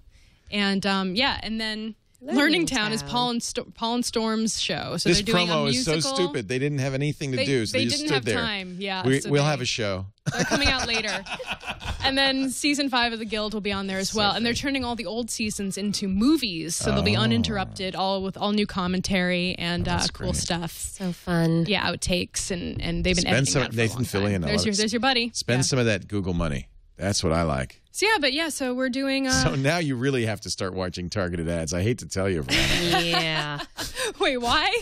Because you're spending some of that Google money. Oh, true. Yes. Good point. Yeah, YouTube is funding the project. Where do you think that money comes from? All right, you targeted win this round. ads, you baby. win this round, Google. Start clicking. Now let me pay some bills. This ad is not targeted. It's aimed at all of you. And The Magicians by Lev Grossman, that would be a very, very good choice. It's excellent. So here's the deal. I'm going to set it up so you get 2 credits. You'll be going to audible.com/TWiT2. Sign up for the Platinum account, which is 2 books a month. But your first 2 books are free. First 2 credits are free. Now, some books like the Game of Thrones is 2 credits. So that could be the one thing that you get. I have to recommend a book because Trey Ratcliffe, I haven't started it yet, but I know you've read it. I just got Dance with Dragons, the Roy Dotrice version. I'm very excited about this. Patrick Rothfuss's Name of the Wind. Rothfuss, yeah. Rothfuss. Have you read this? Oh, yes. He's an amazing writer. This is his first full-length novel, The Name of the Wind. The second one is The Wise Man's Fear, which just came out a few months ago. Part of the King Kingkiller Chronicles. The second book, which was really exciting for me. Who did? I did. You read the second book? I beta read the second book. Oh, you beta read it? Yeah. So I got to read it before it was published and give feedback and stuff, and that was awesome. But he's an amazing writer, and it's part of the Kingkiller So would you Chronicles suggest I get trilogy. both of these? I would say you should get both of those at the same time. Yeah. I see no reason not to. There's some of my favorite and that's a books lot of hours, 42 hours in the next book. So Trey Ratcliffe said to me, I judge people by this book. If you read this book and you don't love it, then I don't want to be your friend. Wow.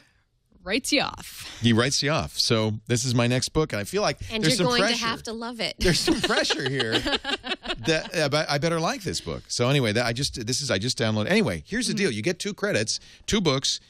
We've just given you 3 that you might want to try. I have more, too. What else? May I? Sorry. Sarah's like, stop talking about this. No, she's an Audible fan, too. I need some ideas.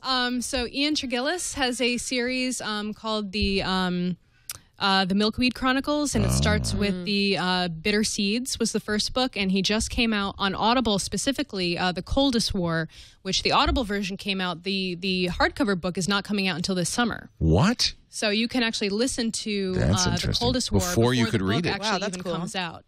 See, So I this just is where finished we're that. It's headed. great. I think this is where we're headed. Right now, any bestseller comes out, they're going to come out on Audible at the same time. But that's interesting. They're getting Yeah, exclusives. way now, in too. advance. You want to recommend one, too? No? Okay. I have a recommendation. What? Dirt. What's it about? Dirt. Is it a science book? It is, She's but the it's one who really wrote- it's what's her name? no, it's a guy. It's a guy, okay. David Montgomery, and Erosion of it's the erosion of Civilizations. Dirt, the erosion of civilizations, and Wow. it's more about dirt than you ever knew I love this kind of book. there was to learn. There was a book called Salt that was all about salt. I think it's the same writer. Is it? Maybe. Oh, see, I love this kind of Yeah. stuff.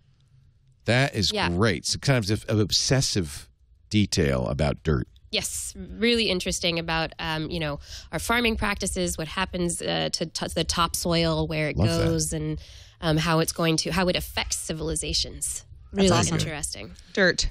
We've got a Dirt. lot of choices, and there's actually 100,000 books. Audible.com. It'll play on everything. They have a great app for the iOS devices. They have a great app for all Android devices, too.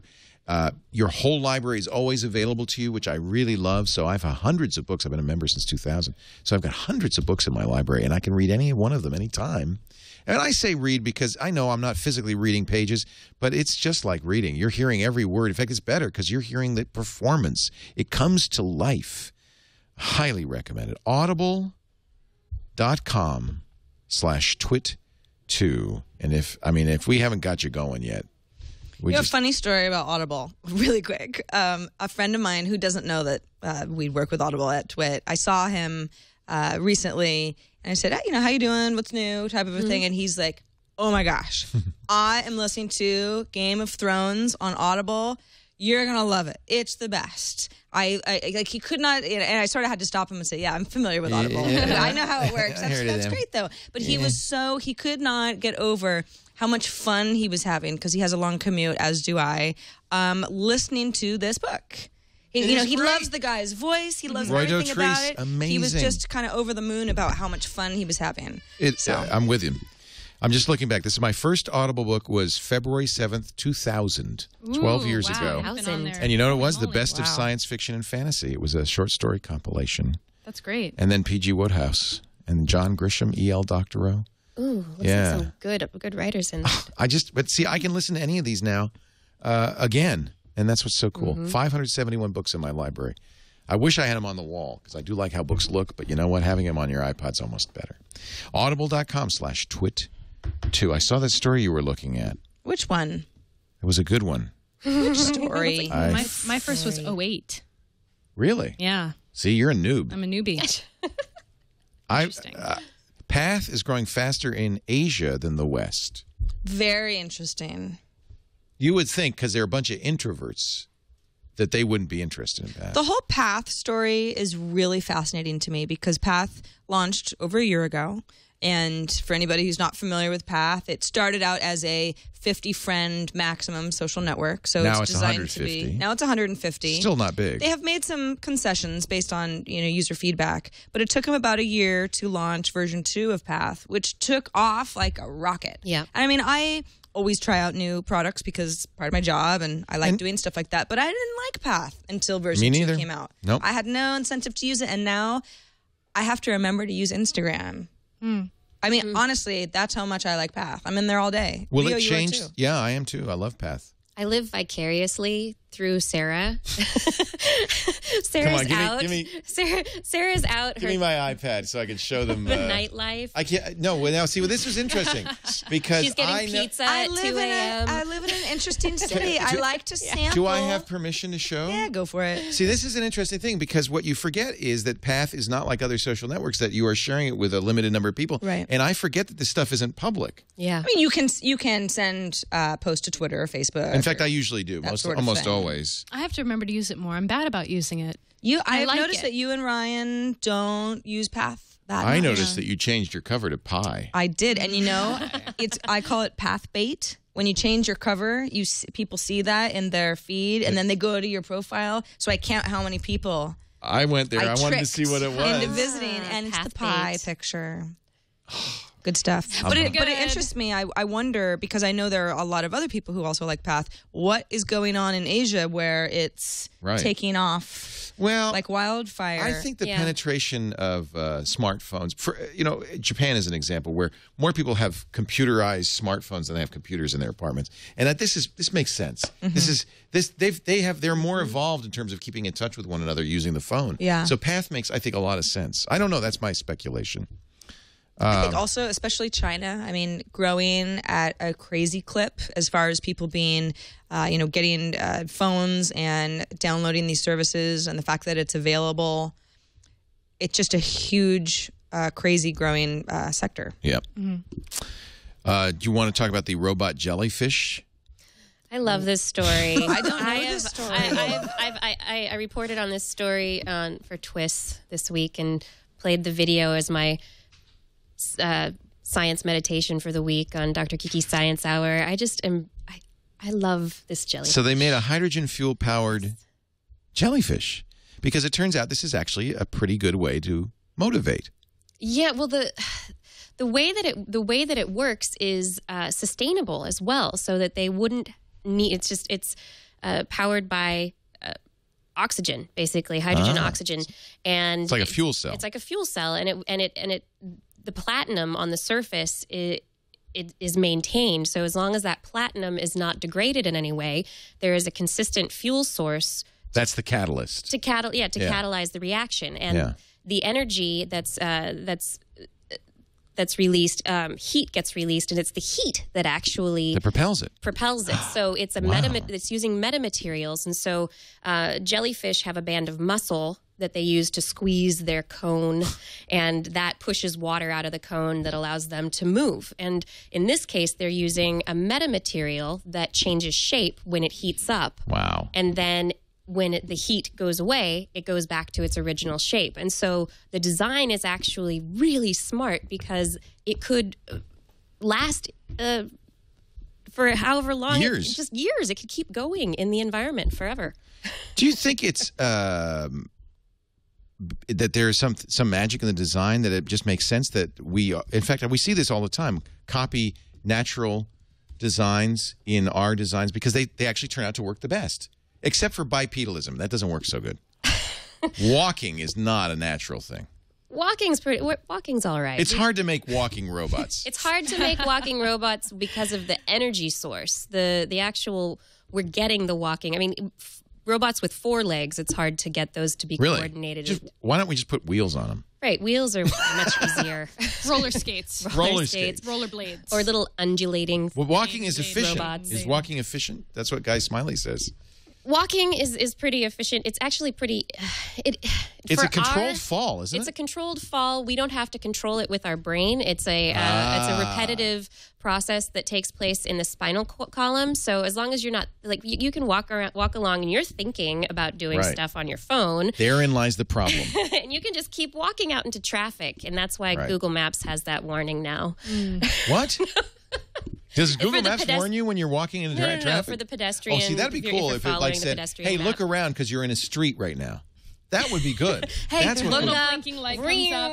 Or even better, it just pulls up Street View and says, "If you're going to look at the phone, at least I should show you where you're going." Yeah, that would be good. Or it sees you're going to the street, and so it turns on the camera. And augmented reality. And you can actually see. Yeah, you know what? That's awesome. That's going to happen. So there's a big battle going on. Nick Bilton started it in the New York Times. He said, they shouldn't make us turn off our iPads. The pilots are freaking using iPads. There's no scientific evidence. He even brought these devices in to test. He brought Kindles in, and they said, there's nothing coming off of these things. They shouldn't make you turn them off. And now the FAA is thinking about... For very select devices. Revisiting the ban on the use of gadgets. Not for phones. Not for phones, probably on tablets and e-readers. To start with, at least. Well, amen. But this article makes me really annoyed. Peter This Bright. article, there was nothing. This article was just, it was philosophical wanderings. Like, And I think we should all just take a moment to reflect on where we're going on this trip and what we're doing, and just take a few moments to relax. Oh my gosh, I have not read this specific article. So the point was, you can turn off your devices for a few just take a minutes. few What's minutes the problem? and That's not the argument, though. The argument is this going to take the plane down or not? Right, and that's what I thought it was going to get into. So I was like, oh, somebody's addressing this, and I was really excited because I thought it was going to be like some science and No, I sorry. thought it was going to be just like, and then In fact, the last sentence is the one that tells you everything. The FAA's rules may have little technological basis, but they serve a valuable higher purpose. Vom. Okay, We want our phones, damn I it. have to say the only Preachy valid unplugger. reason, it's very preachy. You The guys only sound reason like I can sound like find- addicts. these people are also the ones who panic when they lose their phone at the bottom of their purses. Just saying.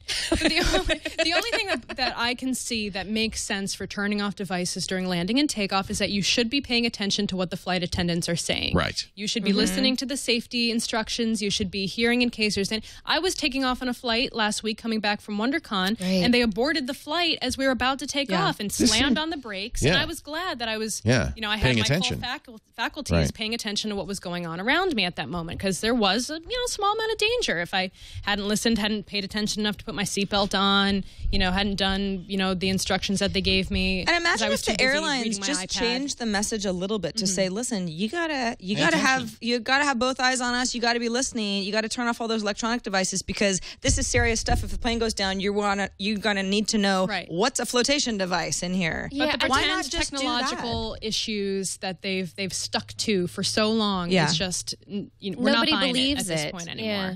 And even if it was true, the message has become so muddled over time that like you said, no one believes it.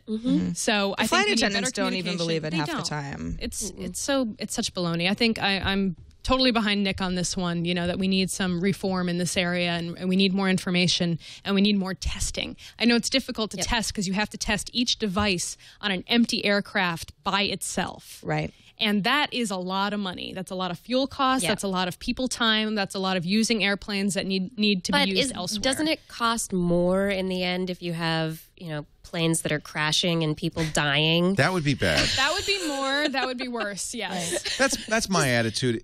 To be honest, turn it off. Who cares? I mean, Well, turn it off if there's a good reason to turn it off. Yeah. But Well, I there's don't. I think you've just said a couple of good reasons. What about standby devices? So your laptop. Well, or the your Kindle e-reader, the Kindle whatever, you uses just- no power at all, right? So There you leave it go. on. Then you just said, yeah. Leave it on. But I think you made a good reason. I think He you does made a good not reason, have which the is authority to tell you to do pay that. attention. doesn't. Pay attention Right. was a good reason. And the other reason is because we don't know and it's so complicated. Why don't we just leave it off? It's not going to kill you. And the other thing is, by the way, I But that's hate sort it of a when dangerous people way are to talking think. on the phone on an airplane. It just drives me crazy. No, I don't think people should talk on the phone on the airplane just But because that's that's irritating. Of course, the airplanes, But- the Those are airlines social themselves rules, the elevator. sell phones, phone service on the. You can call on an airplane phone. You can Skype if you've got a Wi-Fi enabled flight. Well, they block those ports, don't they? Do they? No, I I've had guess Skype calls. think Maybe they- it's changed, but Maybe. And then when in the early I days, was under the impression that they were blocking those ports for Skype calls on airplanes. Maybe so. You can live stream. but you don't have to turn it off. You could just close the lid, right? The thing is, I have been on But you're flights not before supposed- where not on purpose, but I've left something on. Oh, I know. And I The realized it plane went afterwards down, where it I'm was like, so embarrassing. yeah, and I killed everybody. Yeah. No, actually, nothing ever happened. That's the Nothing thing. ever happened. And that's what I want to get to the bottom of. And I understand that there's some costs associated with it, and it's complicated, but I don't want someone to tell me that I'm endangering the lives of many if I'm not. And if you think about it, if you're someone who closed your laptop, didn't turn it all the way off, how many other people Nobody turns. are Nobody doing, turns it all the way off. how you're not the only one. Right. Sure. And the plane didn't go down. Right. Yeah. But what about Alec Baldwin? Really? Hilarious. I think that's funny. I mean, even though he was doing something wrong, I was on his team I for that kind of whole was thing. too. He's playing Words with Friends. You got to make the move. You It's can't just- addicting. Yeah. Zynga knows. Tinga knows. We come full circle. Let's see what's coming up on the week ahead. What do you say? Tom Merritt is in our TNT newsroom with this. Is he? Hey, thanks, Leo. Here's a look at what we'll be covering on Tech News today and in the week ahead.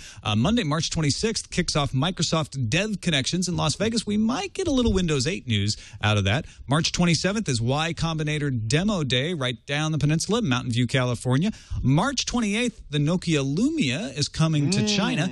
And on March 29th, RIM announces their earnings.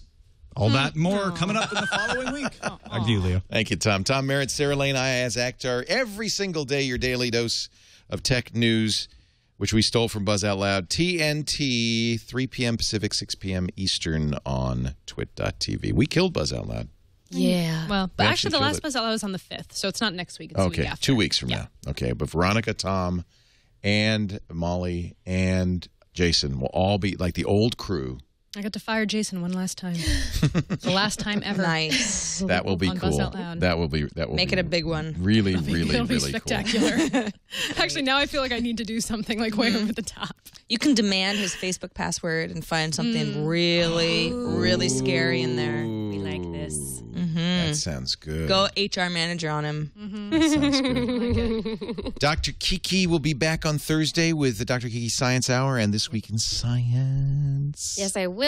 And I think it's this week we have Scott Sigler on This Week in Science. Love Scott. Nice. Yeah, he's going to be guest hosting with us. Oh, how fun. Awesome. Love Scott. We had him on Triangulation a little bit back, talked about his books and everything. He's just a great guy. He has a new book coming out. Yeah. He will be on. He's our first in-studio guest for Sword and Laser as well. Hey. Yay. I love Scott. It's great. Game On's coming up in about an hour with Veronica Belmont and Brian Brushwood. What's on the show tonight?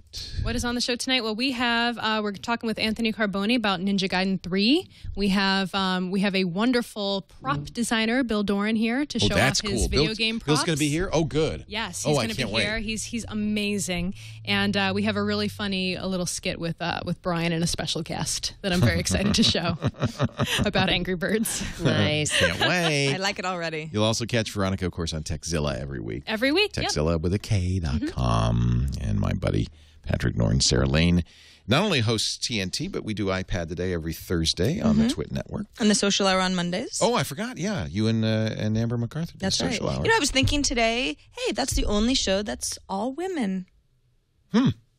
Not that it's really like the point of the show, but I had just never thought about it that way. Yeah. We have male guests on regularly. It's not women only. But it's just yeah. it's two female hosts. Two chicks. You know, Yeah. I Dr. Kiki Science Hour. is all women. All women. One woman. But Well, one of two women only shows. yes. I stand corrected. Well, TWiT is infested with women. Yeah, we're taking And it I over, think this is kinda. one of the things It's because you're comfortable with your female It's one of the brain. things I'm most proud of is that we're really pretty much gender blind here. And in technology, that's not always the case. So I'm glad that we do have lots of shows with women hosts, and especially these women, because they're some of my favorite peoples. Eileen Rivera, our producer. Thank you, Eileen. Woo-woo. And Science News Weekly. I forgot to plug that. That's a new show. We got to plug that. Yeah. Yeah, Science News Weekly. If you don't have time for an hour-long show, it's less than 10 minutes, 5 to 7 minutes, once a week. Science news summarized for you, so you'll know what's going on in the science world. Yeah. Very good. Love that show. Thank you. Thank you all for being here. We do this show every Sunday afternoon, about 3 o'clock Pacific, 6 p.m. Eastern Time, 2200 UTC. If you want to watch, we'd love it if you watch live. As you can tell, we watch the chat room, and your feedback is always welcome via chat. But if you miss the show, you can watch or listen after the fact by downloading it from your favorite podcast aggregator. Do subscribe, because if you subscribe that way, you won't miss a show, and we like that. You can also, this is the only show I think we offer a high-def version of, although we're working on it for the rest of the shows. It's just so big. I think it's like 1.5 gigabytes. We don't want to kill your 1080p. We do 1080p. No, stop it. HD Come on, the Leo. TWiT Game It's On not that channel. hard. You do Game On in HD? Yeah, on our separate channel.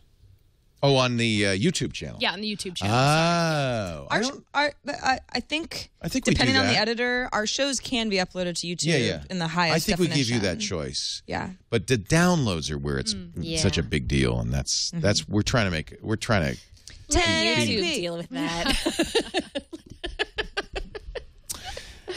thank you, everybody. We'll have Game On in about an hour. Do we? And of course, after that, Shut Up and Play our LAN party, which will be a lot of fun this week. Maybe Kai will stick around for that. I would like that. Yeah. The LAN party. I got to get him involved in that. Does he game at all? Of course. He's 1 year old. Yeah, he's got his iPad. He knows how to play. Does he have his own iPad? Well, no. He borrows Mom's. He borrows it. We have a nice shock absorber around the whole thing. That's a good idea. He says, "Where's my iPad?" Yeah. Thank you, everybody, for joining us. We'll see you next time. Another Twit is in the can.